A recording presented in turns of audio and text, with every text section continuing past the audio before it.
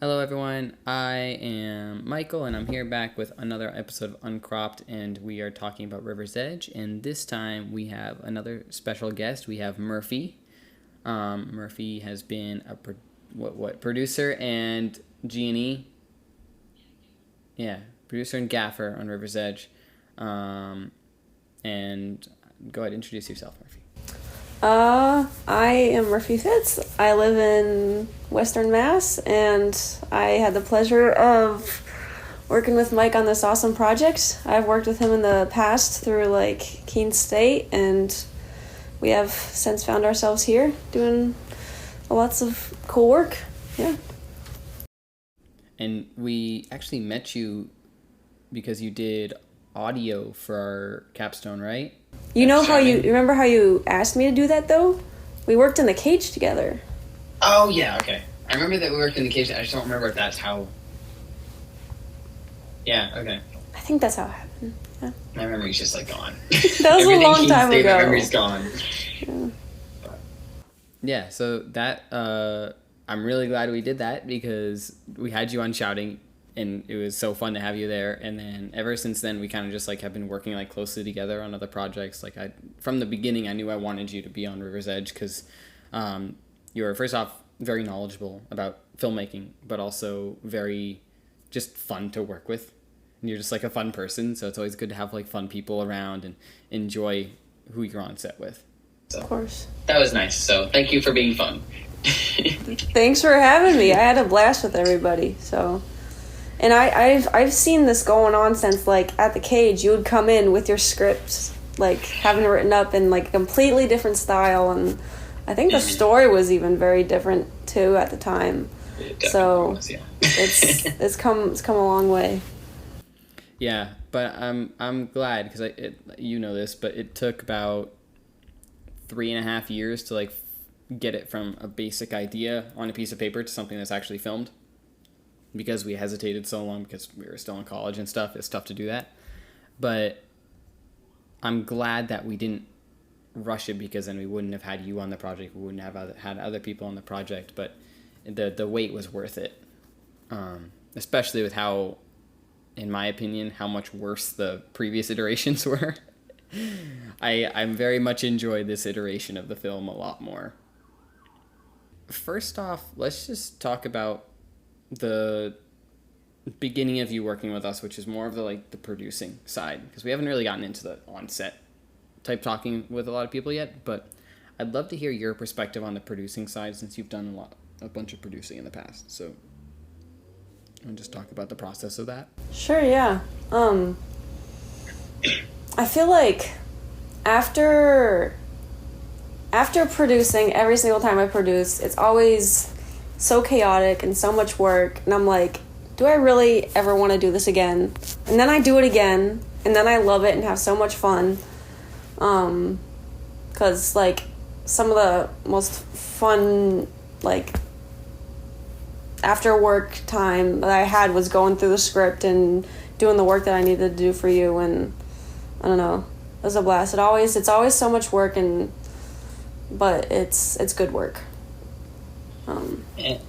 And when we talk about producing, a lot of people don't realize how much work does go into it.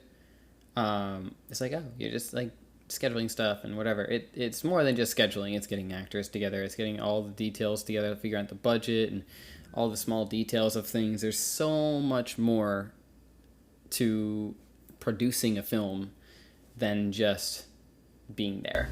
Oh yeah. So people are oh, you have 4 producers. You evenly split up the work. No, it's split up, but it's still a lot of work for each person.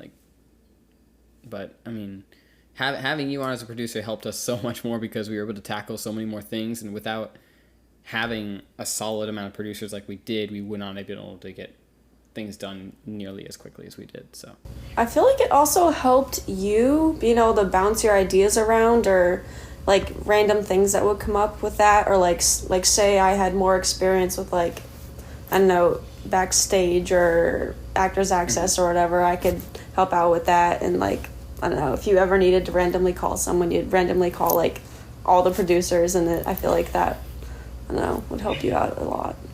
There were definitely nights where I was like, okay, I need to call all of the producers individually and get their opinion on this one thing. So I definitely called you at like 11 o'clock at night, like one or two times. Oh, for sure. More noises.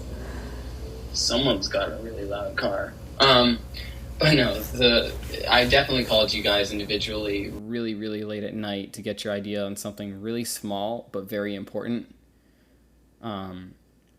And it helps me so much to have you guys there because it's like you guys kind of know where I'm coming from and know where I'm thinking. And you're also obviously all filmmakers, so you have the same perspective. It helped keep me sane. I'm glad we could do that for you. Yeah. I mean, if I was doing all that work on my own, I would have gone crazy day one. No, you were doing so much work. Like, I'm really bad at delegating. I learned to be better at that, but at the very beginning especially, I was really bad at delegating. I mean, it's like, you're so passionate about this project, and it's like, it was first yours and Piper's project, so it's like you dove headfirst into it, so. Yeah, but again, like, you guys are there to help. You guys want to help. Oh, yeah. You guys are heavily involved. So I think as I got further along into the process with you guys, I was able to start getting better at delegating and be like, hey, Murphy, can you help me out with this? Or Dylan, can you help me out with this? And kind of understand the fact that obviously I knew from the beginning we all had the same goal. But I think it's also the fear that, like, I don't want to, you guys are all, everyone's crazy busy. I don't want to be like, hey, Murphy, can you do these 5 things for me outside of your working however many hours a week you work and what other projects are going on? And same for, like, Colleen and Dylan and Will kind of and just, like, myself. Like, it was crazy. But we made it all work out, I guess, so.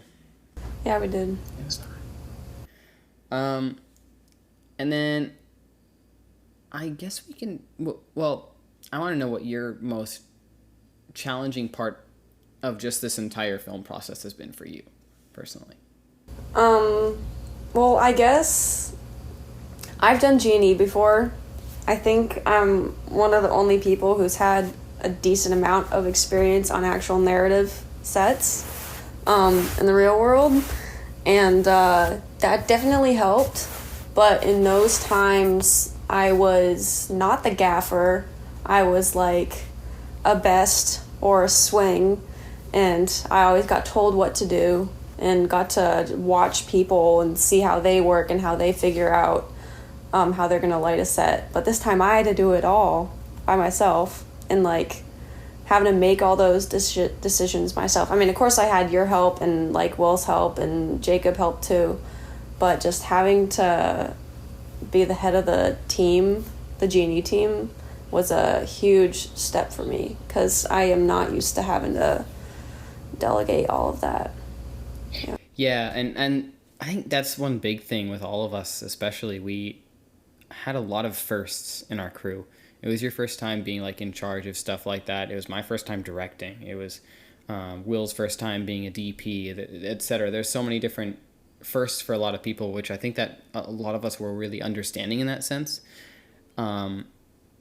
But from my perspective, I could not tell that it was your first time being a gaffer because you are so knowledgeable about that kind of stuff that I would not know a lot about, which I kind of feel bad that I don't know as much because you learned so much of this stuff, like, while at college or kind of, like, no, outside of college on other sets, but right? I'll throw Keen under the bus. I didn't know about G&E until after I graduated. Really? I knew how to set up a C-stand, but I didn't know that you could make a whole career of G&E. And it was only until after that I got a internship through Keen Alumni that I was able to learn all about it and be like, yo, maybe this is what I want my career to be made out of. So yeah. That's crazy, though, because, like, they talk so much about lighting and stuff, and I feel like there should be a class specifically or a focus point of one of the production classes that should have a solid, like, few weeks be about lighting, because they talk about, oh, you could put a light here, light here, light here. They talk about it, but they never actually get an opportunity to show you an example of it, which we had a little bit of an example in a documentary filmmaking class that Colleen and I think I took together, which was very basic. We put up like LED panels. That was really it. But no one really did a bunch of in-class exercises on lighting, which I was really disappointed about. So a lot of what I learned from lighting was actually on set from you, watching you work. So that was awesome because I was able to, like, the first couple of days I was really backing off about like adding my opinions into lighting. Like you saw that. Mm-hmm. But then once I started to like see how you were doing and what your goal was for a lot of the shots, especially when we were going back to the living room, like after filming the living room 2 days ago, and I saw what you were doing there, I was like, oh, what if you tried this? I was kind of trying to insert my opinion, but not push you too far because obviously you're the expert. Yeah. So no, it's good to have multiple opinions going around because there were definitely some times where being a first-time gaffer, you're going to run into problems that you don't know how to handle, and having you guys there able to, like, also the way my brain works with how tough it was to think when stuff was so chaotic at times. I was like, I am so happy that you are giving your opinion. That, like, I don't know. There's one night that it was like one of our first nighttime scenes in your parents' living room, and I was just, I don't know. I hit a roadblock. I was like, I don't know what to do right now, but it's so chaotic. It's been a long day, and I don't know, with you and Jacob and Will, with all your guys' help, we were able to get past that roadblock and do what we needed to do. So it's a team effort for sure the entire way. Yeah, and I know the first few days especially, you also had Carter helping you out, and then once Carter had to leave set, we had, I think Aiden was helping you out, Peter was helping you out, Colleen at times maybe. I think mostly Peter and Aiden. They're great though. And yeah, from what I saw, they did an amazing job helping you. I know I feel bad I couldn't have been like as like observant of specific little departments and stuff because I was worrying about my own stuff, but I was really happy to see how well you guys worked together and how well everyone else worked together. But it seemed to look really good on my end, and the fact that you guys just were able to communicate clearly what was going on. Aiden and Peter were helping you out the whole way. That just made me happy to see. So. No, I was very grateful to have their help too and be able to try to teach them a few things. And also it's like when you're in like Peter and Aiden's position, it's like cool to get into the groove with the gaffer to be able to understand what they're going to want next and like do that without being told what to do. And definitely by the end of the shoot, they were already like doing a setup that we'd already done before. They knew exactly what we were going into, what we had to do to get ready and that kind of thing. So it was, yeah. No, and again, like you said, like by the time we were towards like the end of set, we like had filmed enough at the living room to know exactly what set we're going to do, how we're going to start with the basic lighting, and then like how we're going to make it look like the TV's on, and then that kind of stuff. You guys had that like ready to go, and everyone was on it real quick. And then you had in Cash's bedroom, we had a couple different scenes, and we had, I think there's one day in particular I remember that we'd filmed something one way, like by taping I think we gaff taped a light to one of the beams in Enzo's room for Cash's bedroom. And then the next time we were filming in there, you guys, like, that was like the first thing you guys did. You remembered it instantly, and it was like right up there immediately. I'm like, okay, I'm glad we got the consistency down, and everyone's just like on it immediately, and just, I don't know, it was impressive to me how quickly you guys were able to figure out the solutions when I'm like, I wouldn't know where to start. So, yeah. That was fun to see. So we talked about, that was just the most challenging part on set, right? That's what we were talking about? I don't know. That's what we got for. Yes, we were talking about the most challenging part being the fact that you had never been in charge of people before. Yeah.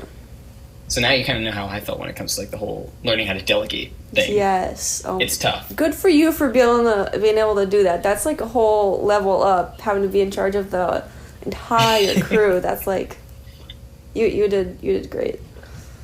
I feel weird being in charge of people who are doing things I don't know as much about. So I feel weird being in charge of Maddie, Angus, you, and Aiden, and Carter, because you guys are doing stuff that I don't know as much about.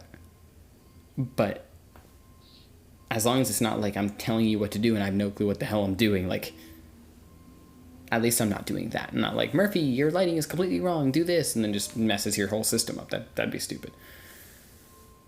I would give you full permission to punch me in the face if I did that. I'm glad it didn't come down to that. Me too, yeah. Behind the scenes photos would not look as entertaining.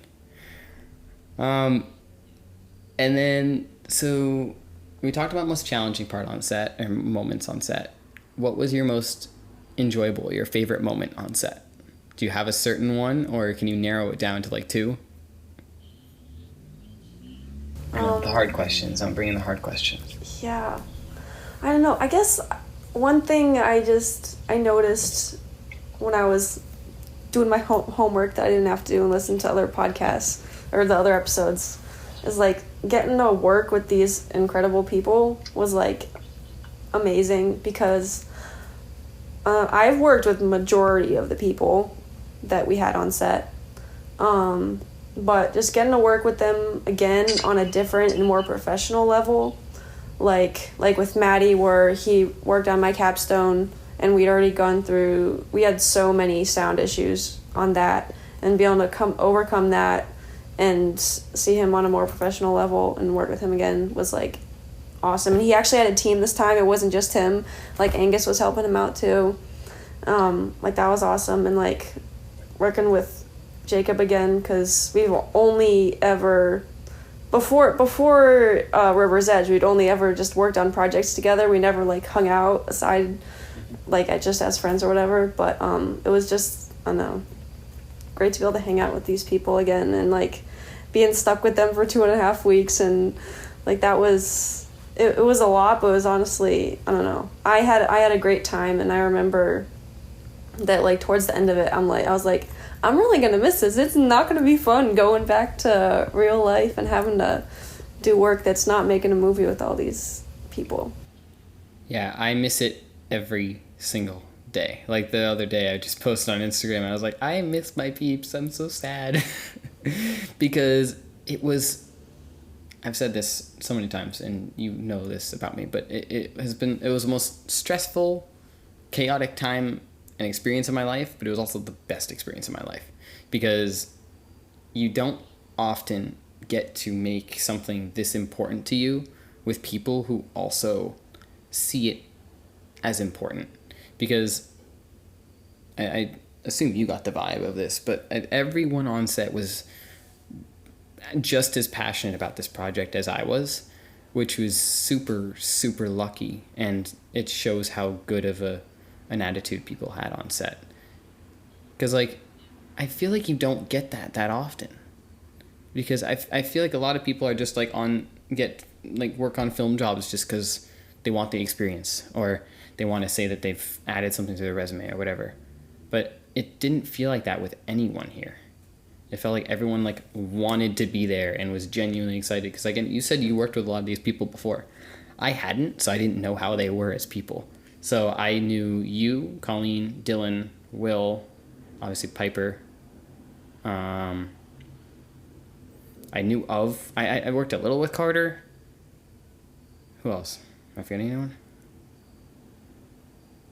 I didn't know Jacob, Aiden, Maddie, Angus. I know Peter, like met him a couple times, but that's really it, honestly. I didn't really know everyone very well. So that was like kind of a shocking but happy surprise to me that everyone was passionate about it. So that was good. And then when it comes to, one second, I got my notes up here. I gotta make sure.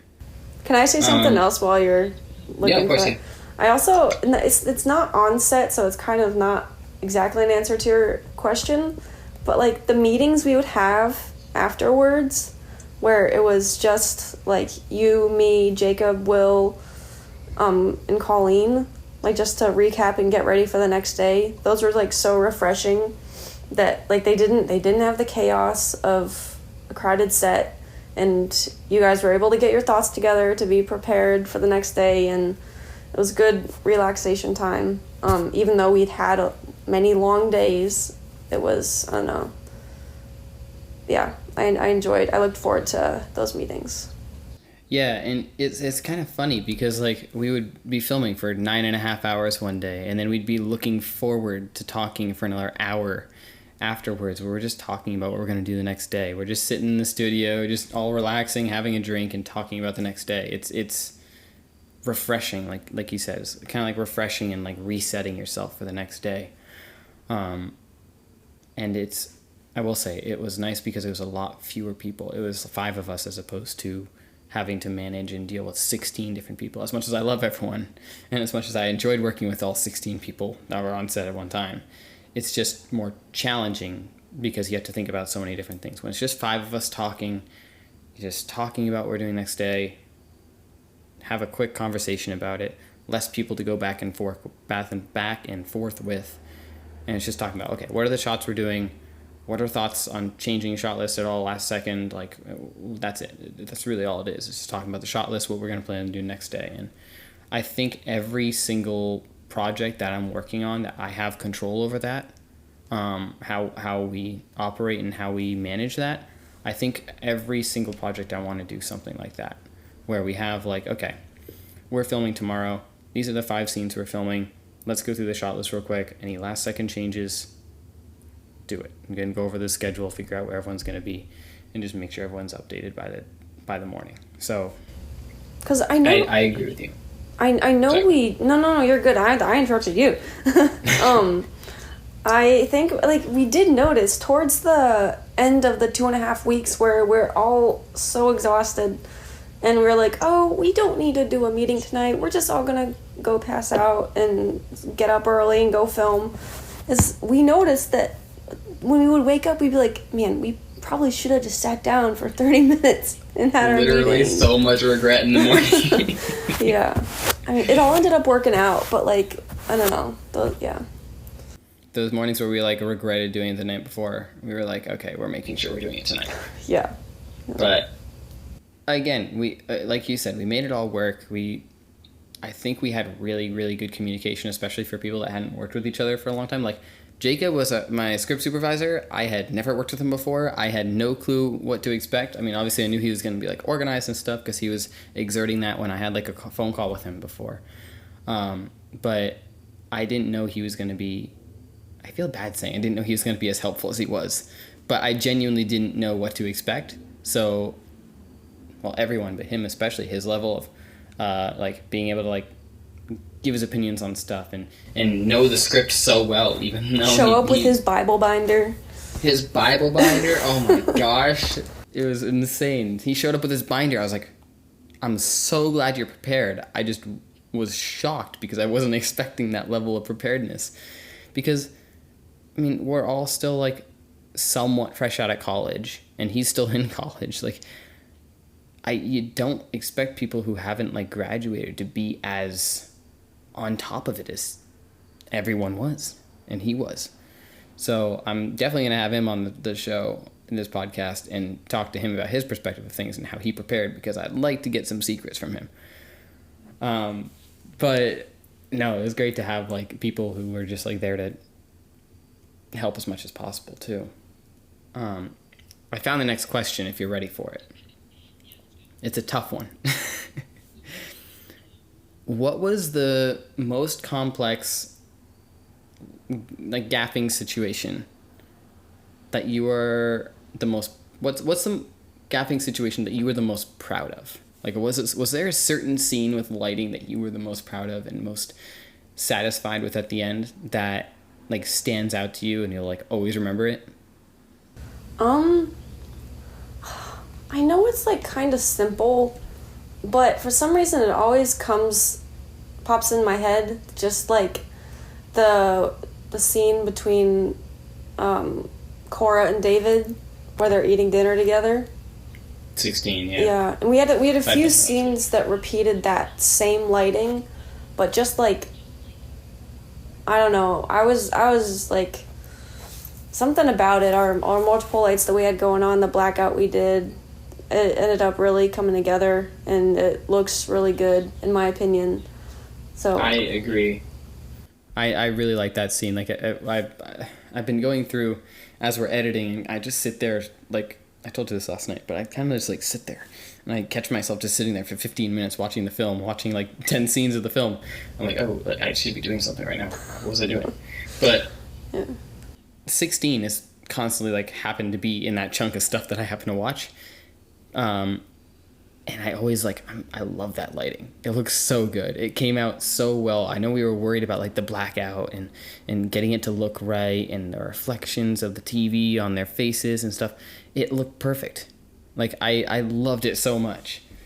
So that was awesome. And then I want to, my opinion on one thing that I don't think you give yourself enough credit for is the car lighting scenes. Oh, okay. Because we spend so much time, and you especially spent so much time trying to figure out the lighting in the car, especially the one at night when they're pulling into the driveway later in the film. I sent it to you one day. I was like, can we just appreciate the raw amazingness of this shot? Because it was uncolor corrected. It looked beautiful. And now that it's color corrected, it looks still beautiful, but even better. So there's like, because it's them sitting, Cash and Hadley sitting in the front seat, very low light. All it is like the headlights are on the car, but we have a light above them. I do love them. that. I think it's above them. It looks so cool. I love it so much. And then there was also, when we were at the Cape, that living room scene when they're playing video games. I think it's 40. I wasn't there for that. You weren't? I missed the Cape dates. Oh, I forgot about that. Yeah. Okay, but when I thought of lighting, I thought of that because I think it was Peter and Aiden. Okay. Who I think were doing lighting, and they'd been working with you the entire time, so they got into your head. Mm-hmm. They turned on that little Murphy switch. Yeah. And they did a great job on that too. So I don't know why it looked so good, especially like because we had a really low aperture on the camera. So the background blur looked awesome. The light, oh my gosh, it was so good. So those are my three favorites. What you talked about, 16. I don't remember what the car one is. It's like 60 something, I think. There are a few car scenes, yeah. Yeah, but there's one where I know specifically which one it is. It's when he pulls into the driveway and stops, and you're looking straight at them. Yeah, I picture it in my head. Yeah. And then there's that one at the Cape, which was I think 45. I remember watching that and enjoying it. It was solid. And now, you guys haven't seen it color corrected yet, which we should have a refined cut, which is going to include color correction and basic audio by the time this episode comes out next Wednesday. Wow. So we're going to have it on Monday. So that's exciting. That's scary. I am so excited for that. That's I will definitely send it to you. Yes, so you can please. Watch it. But no, it's crazy. Going back to that kind of producing aspect of things, we're now working on post-production and figuring out screenings and all that chaos. But it's exciting chaos. It's just a matter of how do we get there? What's next? What do we do? Because we've never done anything like this before. Yeah, no. We've never tried to have screenings and distribute a feature-length film as our own production company before, which, by the way, congratulations again for being a part of Room 310 now. Thank you. But it's a different experience. How have you been? I mean, I know I've kind of given you guys more of a break after filming from producing because you guys work so hard.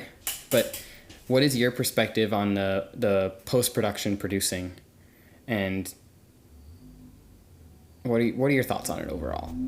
I mean, I honestly feel like I haven't done a ton post-production wise, but one thing that has proven tricky is trying to find grants to help continue to fund us. You'd think you'd be able to find something, but it's not easy, at all. It's crazy. Yeah. You'd expect there to be something for people who are young and out of college, to kind of boost the young filmmakers up. But there's nothing that we particularly fit into. There's there are a bunch of different categories. There's women filmmakers and whatever other categories there are, different based on different states and whatever. But there's not a lot that applies to this film in particular, me, and it's so weird. I don't understand it. Maybe we're not looking in the right spot. I don't know, but Dylan and I have tried to dig around and to no avail. Yeah, I will say that the good thing is that we are able to use some of our connections to benefit us. Like, we're able to like get screenings in local areas for a little bit less money because we are local to the area. So that saves us money.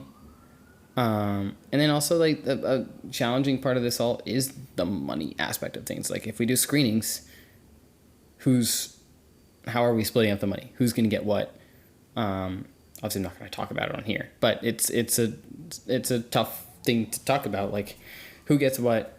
How do we do it? How do we split it up? And as a business, you have to do the legal stuff. You can't just hand over, oh, here's Murphy, here's $3,000, no taxes taken out or whatever. Like, if it has to happen, like, it's so legally. Yeah, it's so different having to like think about this because, like you said, none of us have ever worked on something this big that would allow us to start thinking about these kinds of things. Yeah. So. But it's been, again, a big learning experience, and it's worth it every step of the way, because in the end we get to make something that we're proud of, hope, but we're going to be proud of it regardless, and that's just the most important part. But I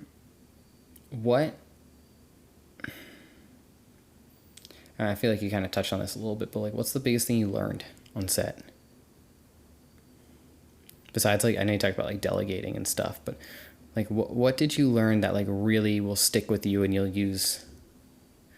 Unless it's like a big secret you can't tell me. No. I don't know. I don't know how to. This isn't really specific, but it's just, I don't know, having to take everything I've learned and be able to. I mean, I guess this is kind of delegating again, but it's like just learning to,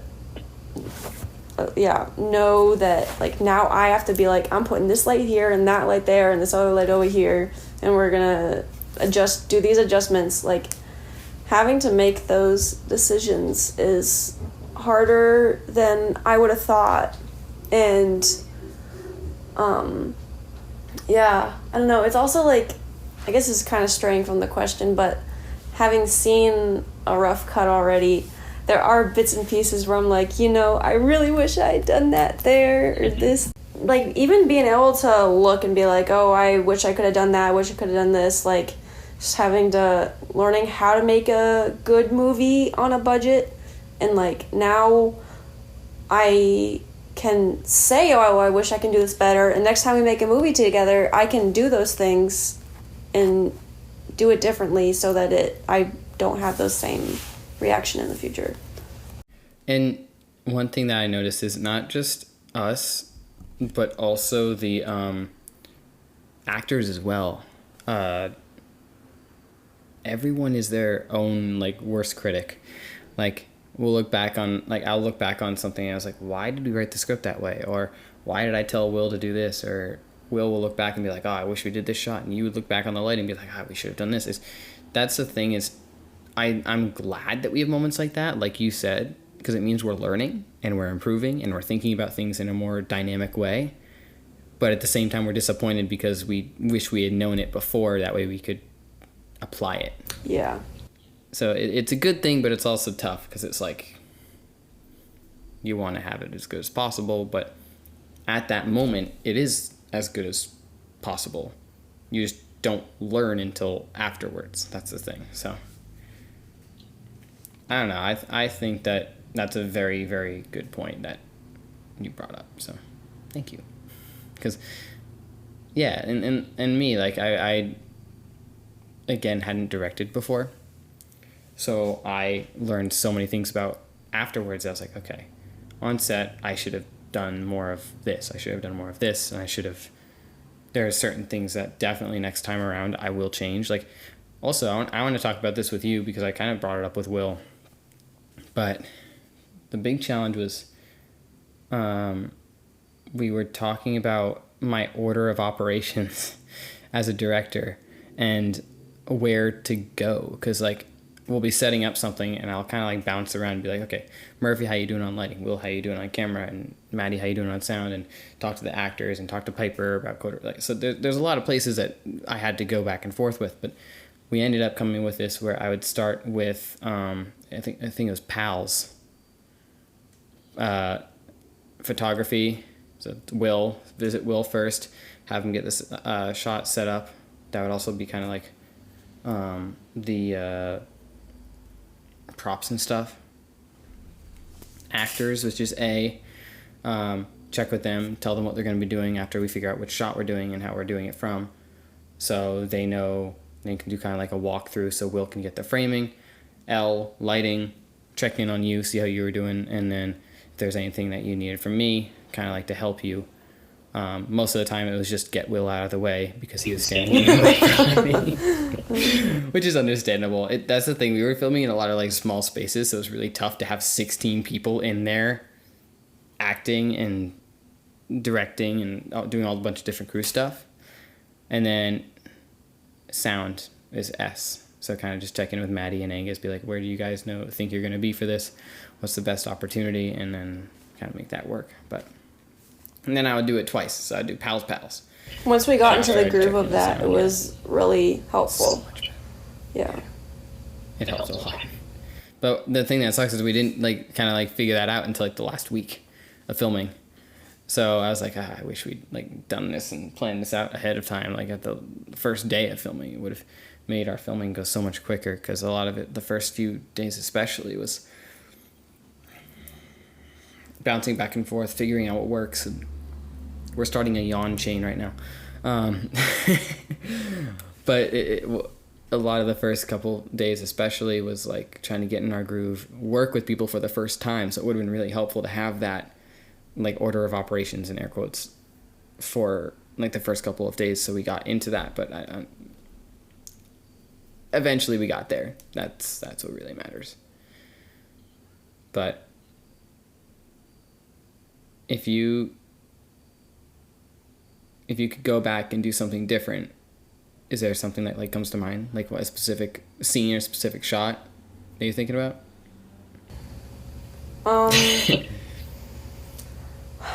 Redo. I guess I'll just say the first big one that comes to mind is the when we were at the school at the Y. That was one of the hardest setups. 5? Scene 5? Hallway? Yeah. That was so hard, and that took way longer to set up than it should have, and I did not have what I needed to be able to do that setup. And just with that could have, I mean, it doesn't, honestly, it doesn't look bad. There are... No, it looks great on camera and in editing. Mm-hmm. Yeah, and like some of the lights that they just had in the building ended up working out, but just, I don't know, that was a huge hurdle, because, yeah. And not even just from your perspective. I know we had a really challenging time with the cinematography on that and kind of figuring out the blocking as well for the actors. That was a really challenging scene overall. It doesn't look like a challenging scene when you look at it on like in the software and everything, but it really was a challenging scene. Like it's the smaller scenes that look really basic that also sometimes are the most challenging for the crew, and you don't expect it and you don't realize it unless you're like a filmmaker with those eyes. Like, oh, that looks a lot more challenging than to no one who knows anything about film. Yeah. But regardless of the situation, you guys were able to make a really, really good shot out of it. So you should be proud of that because it looks really good and I really enjoy it. So that's good. That's really good. Yeah, because I mean, that one location that you're talking about, just that entire building when we were filming there, it was challenging because we had to like kind of secure it like somewhat last second. No, we had to secure that location fairly like last second, and we didn't really have time to like scout it out and anything. So we were kind of going in blind. I knew like what it looked like and everything, but I hadn't gotten a chance to like analyze the lighting or figure out which hallway exactly. So we genuinely spent the first like half an hour going through like, okay, which hallway do we want to use? And we had a couple different options, and we chose the one we did. I'm glad we did, because it kind of looked more like a school hallway, even though it wasn't filmed in a school. So that was also challenging, is when you don't have the opportunity to look at stuff ahead of time. Oh my god, yeah. Yeah, because I mean, when we were filming in the house that you had an opportunity to look at ahead of time and kind of just like analyze, you seem to not have as many problems with that, because you got a chance to look at it and kind of like take in how the room looked and what to do there. So it seems like especially the living room scenes, you guys were on it like quick. You especially, like, you knew exactly what to do, and then Aiden and Peter, who were helping you, and Carter as well, you guys were just like rushing in, getting it done, and wow, okay. And there are certain scenes that definitely were probably like easier for you guys because you knew it ahead of time. Oh yeah, for sure. And like, yeah, location scouting, so important. And also like the fact that we didn't know that some of those lights in the hallway were going to be out that's part of what screwed us over, aside from the fact that I couldn't like get up there to do anything to the existing lights that were there. There's a really high ceiling and no ladder. But the thing that, yeah, like you said, the challenging part is you can plan, and like when you go there location scouting like a month or two earlier, like you'll see all the lights are working, everything's on. But when you go there and like let's say they're closed after hours, they can't have all the lights on. That's kind of how businesses work. But also you have to bet on the fact that, hey, what if a bulb goes out and it's not consistent? What if this happens or that happens? And you have to worry about that stuff and think about it. And we didn't have we didn't bring our whole set of equipment for that, because we were kind of hoping that we wouldn't have to use as much. We brought like a couple LED panels and the magnetic, oh my God, what are they called? Tubes, yes, thank you. Like that was really it. We didn't bring a lot to that shoot because we knew overall, typically it's a really well lit and brightly lit area. But filming at night and filming with half like the building lights off and kind of just trying to work our way around that was more challenging than anticipated. So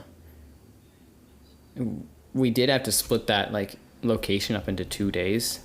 So the second day we did come more prepared, and we did location scouting the first day while we were there, and like, okay, this is where we're filming for tomorrow, and then we kind of knew what to expect and what else extra to bring. But anything that you want to talk about on set that you want to like mention and bring attention to? I guess one small thing is that we had a really hard exterior night shoot out by the beach.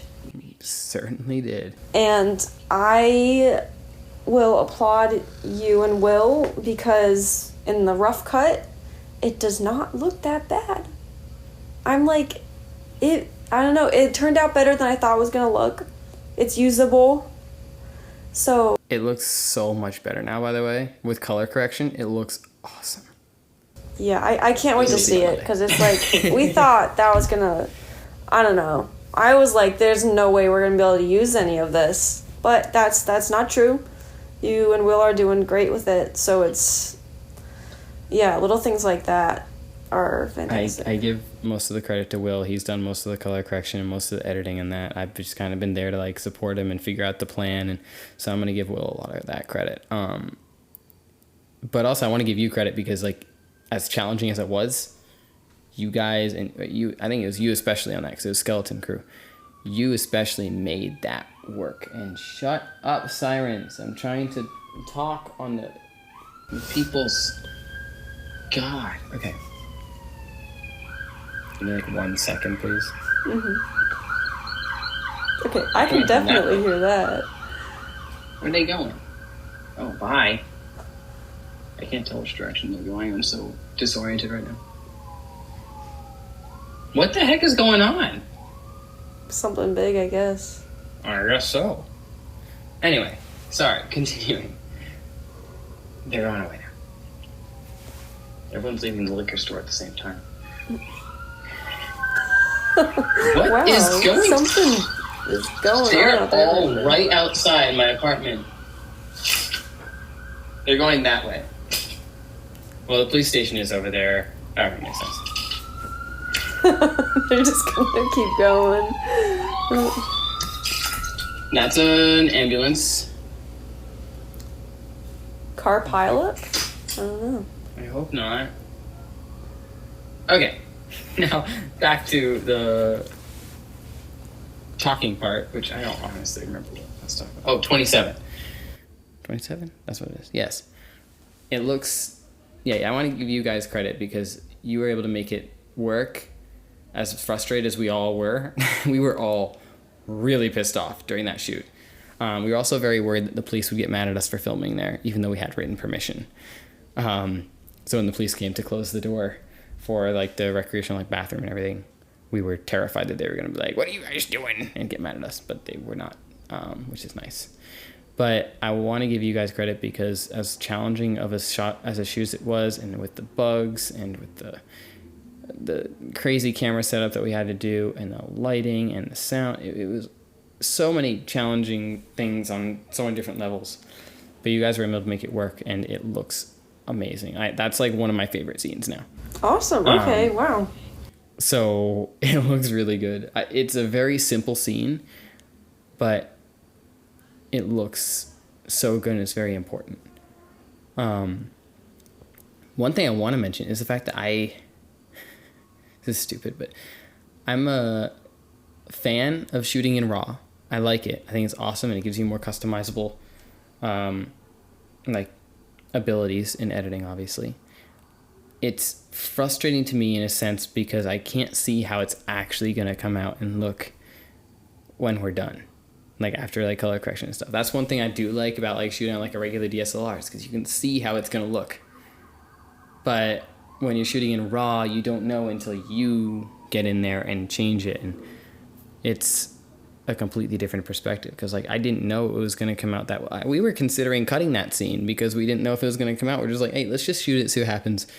If we don't like it, we'll get rid of it. And now I'm like, okay, the fact that we were even considering getting rid of it because we thought it looked bad is completely stupid and wrong. So I don't know. I'm just really happy that it came out as well as it did. Me too. Yeah. Anything else you want to mention before I let you go because it is pretty late? Yeah. I don't know, not really. I'm very happy that I got this opportunity to work with everyone, and now I'm part of Room 310 and just, I don't know, making a great movie together, and the relationships that we have with the people on set is like amazing. Like I would not be with my current partner if not for River's Edge. You're welcome. Yeah. So no, I'm glad that you feel that way because yeah. It's been great. And I'm so thankful to have had you on set. You were so much more help than you can imagine. Also, an added like role that you had was like transportation for a bunch of people. So you brought a bunch of people in your car everywhere, and Angus did the same thing, and I did the same thing, Dylan, and it's kind of, people are talking outside. But it's just really interesting because like no one really talks about the fact that you guys did so much outside of filming, just like transporting people and going to the store and getting stuff. Like the small crew, we all had to do that kind of stuff. I did too. Like you and I made a BJ's run right before we went on set, like the day before, and we were there for like half an hour just getting a whole bunch of food of like what we thought people would like. But it's like small things like that that add up to people appreciating what you've done, and also them kind of realizing, oh, we actually care about the people we're working with. So thank you for all you've done. You're welcome. I really hope we get to do it again soon. So I really hope so too. Murphy, thank you so much for coming on here. I think we'll also have you on a second time once we're like done with the film. So I'd love to have you back. Yeah, let me know. Awesome. Well, thank you, and thank you all for listening to another episode of Uncropped. We will hopefully see you next week if I can get another interview scheduled. If not, then we'll do 2 weeks from now. Thank you, everyone, and have a good night.